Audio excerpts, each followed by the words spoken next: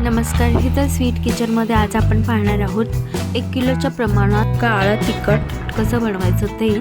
आणि बऱ्याचदा आपल्याला प्रॉब्लेम येतात तिखट बनवताना की कोणते मसाले भाजायचे आहेत, कोणते मसाले भाजायचे नाही आहेत. बऱ्याच प्रकारचे आपण मसाले बनवत असतो. मालवणी मसाला असेल, जसं घाटी मसाला असेल, कोल्हापुरी मसाला, प्रत्येक अशा मसाल्याचे प्रकार आपण पाहत असतो.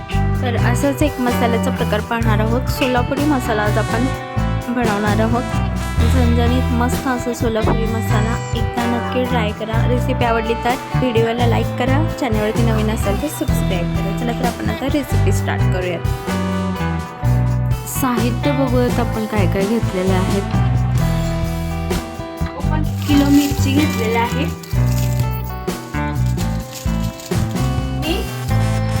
बेडगी मिरची आहे पाव किलो. 1 किलो मिरचीसाठी बेडगी मिरची पाव किलो घेतलेले आहे. अर्धा किलो कांदा चिरून घेतलेला आहे आणि हा किलो सुकवलेला आहे. त्यानंतर धने पाव किलो घेतलेला आहे. पाव किलो खोबरं, खसखस 50 ग्रॅम आहे, तीळ 50 ग्रॅम आणि जिरं 35 ग्रॅम घेतलेलं आहे.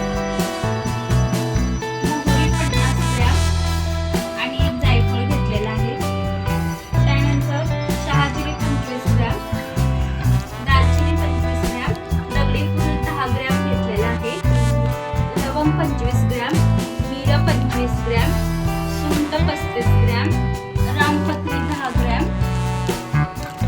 हळकुंड 50 ग्रॅम, चक्रीफूल 10 ग्रॅम, श्रीफला 10 ग्रॅम, 10 ग्रॅम, मोठी इलायची 10 ग्रॅम, लसूण पाव किलो घेतलेला आहे. तमालपत्र 10 ग्रॅम घेतलेला आहे. हे आपलं सगळं 1 किलो मसाल्याचं प्रमाण आहे. तर मीठ आपण यामध्ये घेतलेलं नाही आणि तेल पण घेतलेलं नाही. तर तेल आपल्याला जसं आपण भाजणी करणार आहे त्याप्रमाणे वापरायचं आहे. साधारण पाव किलो तरी तेल लागेल.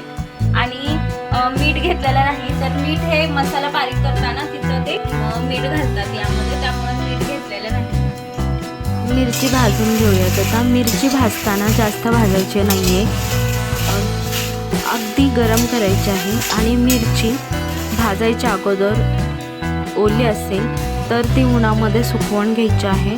त्यामुळे मिरची लवकर बारीक होते आणि मसाला पण चांगला होतो आणि जास्त दिवस टिकतो मिरची वाळवल्यामुळे. तर मिरची आपल्याला वाळवून घ्यायची आहे आणि त्यानंतरच मग त्याचे देठ वगैरे साफ करून मग आपल्याला मसाला बनवताना भाजून घ्यायचे आहे. तर इथे मी बेडगी मिरचीसुद्धा अगदी गरम करून घेत आहे. यामध्ये बघा मी तेल वापरलेलं नाही. त्यानंतर आपण ही खसखस भाजून घेणार आहोत. खसखस भाजून झाल्याच्या नंतर मग तीळ भाजून घ्यायचं आहे. खसखस आणि तीळ अगदी तडतड होईपर्यंत भाजून घ्यायचं आहे. तर बघा हे तीळ आणि खसखस भाजून झालेलं आहे. यानंतर आपण जिरं भाजायचं आहे. आता जिरं भाजताना जिरं जास्त भाजायचं नाही, फक्त गरम करून घ्यायचं आहे. तर हे जिरं पण आपलं आता गरम करून झालेलं आहे. यानंतर मोहरी भाजायची आहे. तर मोहरी हवी असेल तर तुम्ही जास्त भाजू शकता, एकदम त्याचा कलर चेंज होईपर्यंत. परंतु इथे मी जास्त भाजलेले नाही आहे मोहरी पण. आणि यानंतर आपण आता शहाजिरी भाजून घ्यायची आहे. तर शहाजिरी पण फक्त गरम करायची आहे, जास्त भाजायची नाही. कारण शक्यतो तुम्हाला जर हवा असेल तर हे मसाले तुम्ही कच्चा पण घालू शकता न भाजता. यानंतर लवंग भाजायचे आहे. लवंग पण जास्त भाजायचे नाही, अगदी 1-2 मिनटं गरम करून घ्यायचे आहे. त्यानंतर मिरं भाजायचं आहे. मिरं पण फक्त गरम करून घ्यायचे आहे. बघा कोणते मसाले जास्त भाजायचे आहेत, कोणते जास्त भाजायचे नाही आहेत किंवा कोणते भाजायचेच नाही आहेत असं सुद्धा असतं. मसाले बनवताना भाजताना थोडंसं तेल टाकायचं आणि भाजून घ्यायचं आहे. त्यानंतर आता ही रामपत्री आहे. तर रामपत्री पण तेलामध्ये भाजून घ्यायची आहे. तर बघा हे अशा प्रकारे खरपूस असे भाजून घ्यायचे नाही आहेत कुठलेच मसाले. पण आता त्रिफला भाजून घेतोय. तर त्रिफला जास्त खरपूस भाजायचे नाही आहे, हलकं तेलामध्ये भाजून घ्यायचे आहे. यानंतर मोठी इलायची पण तेलामध्येच भाजून घ्यायची आहे. तर बघा आता हे सगळे मसाले आपले भाजून झालेले आहेत. यानंतर आता आपल्याला काय करायचं आहे, हे मसाले आता थंड व्हायला ठेवायचं आहे.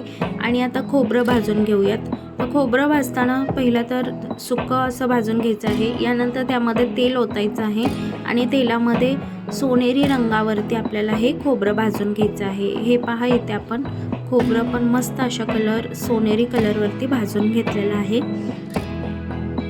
आणि ते एका प्लेटमध्ये काढून घ्यायचं आहे. यानंतर धनं भाजून घ्यायचं आहे. धनं भाजण्याच्या अगोदर ते उन्हाला चांगलं वाळवून घ्या आणि त्यामध्ये काही कचरा वगैरे असेल तर तो पण साफ करून घ्यायचा आहे, कारण कधी कधी धण्यामध्ये खडे वगैरे असतात, तर ते साफ करून घ्या आणि धणे असे कलर चेंज होईपर्यंत मंद आचेवरती भाजून घ्यायचं आहे. जास्त फास्ट गॅस करायचा नाही, त्यामुळे काय होतं मग ते धणे करपतात. तर धणे पण भाजून झालेले आहेत. आता थोडं तेल ओतायचं आहे आणि या तेलामध्ये काय करायचं आहे, तर सुंठ आपल्याला भाजून घ्यायची आहे. तर सुंठ अशा जेवढे तुमच्याकडे असेल तेवढे एकत्र सोडले तरी चालेल. आणि हे सुंठ बघा आता अशी थोडी ब्राऊन होईपर्यंत भाजून घ्यायची आहे. तर भाजल्याच्या नंतर ते एकदम असे हलके होते आणि तुटते पटकन. यानंतर आपण भाजून घेणार आहोत हळकुंड. तर हळकुंड मंद आचेवरती भाजायचं आहे. जास्त फास्ट गॅस केला तर ते तेल उडतं अंगावरती. तर बघा, हळकुंड पण आपण असं ब्राऊन कलरवरती भाजून घेत आहोत. हळकुंड शक्यतो जर असे भाजले जात नसतील व्यवस्थित तर तुम्ही फोडूनसुद्धा भाजू शकता. यानंतर हळकुंड भाजून झाल्याच्या नंतर आपण हा कांदा भाजून घेणार आहोत. तर कांद्यासाठी थोडंसं जास्त तेल ओतायचं आहे आणि मग कांदा त्यामध्ये घालायचा आहे आणि भाजून घ्यायचा आहे. त्या तेलामध्ये व्यवस्थित परतून होईपर्यंत, भाजून होईपर्यंत आपण काय करूयात, हे जे भाजलेले मसाले आहेत ते मिरचीमध्ये मिक्स करून घेऊयात आणि धणे पण यामध्ये मिक्स करायचे आहे. जेवढं साहित्य आतापर्यंत आपण भाजून घेतलेलं होतं ते सगळं आपण या मिरचीमध्ये मिक्स केलेलं आहे. यानंतर हे बघा, कच्चे मसाले आहेत, त्यामध्ये दगडी फूल आहे, तेजपत्ता आणि दालचिनी. हे न भाजताच तुम्ही टाकू शकता. तर मी ते न भाजता हे टाकलेलं आहे मसाल्यामध्ये असंच. हे सगळं आपण असंच फुटायला देऊ शकतो, कच्चे मसाले. आणि तुम्हाला जर ते लवंग, शहाजिरे वगैरे जरी भाजायचं नसेल तरीही तुम्ही एक कच्चा मसाला म्हणून त्याच्यामध्ये घालू शकता. आता हे बघा, असं सगळं आपण त्यावरती मसाले मिक्स केलेले आहेत मिरचीमध्ये. इकडे आपला कांदा पण भाजून झालेला आहे. कांदा बघा, भाजताना जास्त खरपूस भाजायचा नाही, तर अशा ब्राऊन कलरवरती भाजून घ्यायचं आहे आणि त्यामधलं सगळं तेल मी नितळून घेतलेलं आहे. यानंतर आपण भाजून घेणार आहोत हिंगाचा एक खडा, 10 ग्रॅमचा आपण घेतलेला आहे हिंग. तर ते तुम्ही असेही भाजू शकता किंवा जर हिंग थोडे थोडे असे तुकडे करून पण ते भाजू शकता, चांगले भाजले जातात ते. तर असे मी नंतर तुकडे करून घेतलेला आहे आणि भाजून घेतलेला आहे. तर इथे हे आपलं रेडी झालेला आहे सगळा मसाला भाजून वगैरे. तर यामध्ये बघा, खोबरं भाजलेलं अलग ठेवलेलं आहे, लसूण आणि कांदा हे अलग ठेवायचं आहे आणि बाकीचे बघा, हे कांदा बांधून ठेवलेला आहे, आपल्याला बारीक करण्यासाठी द्यायचं आहे चक्कीवरती ते, तर त्यासाठी. आणि इथे बघा मिरची आणि हे बघा, आता मसाला आपला हे बारीक करून झालेला आहे. किती मस्त असा कलर आलेला आहे आणि बघा, एकदम थोड्या तेलामध्ये पण मसाला किती छान असा झालेला आहे. बघा, एकदम लाल कलर आलेला आहे आणि अगदी खूप टेस्टी असा हा मसाला आपला झालेला आहे. जरूर रेसिपीज ट्राय करा. तुम्हाला कशी वाटली रेसिपी हे कमेंट करून नक्की कळवा आणि चॅनलवरती नवीन असाल तर चॅनलला सबस्क्राईब करा, सोबतच बेल आयकॉनवरती पण क्लिक करा. Thank you for watching. पुन्हा भेटूयात नेक्स्ट व्हिडिओमध्ये.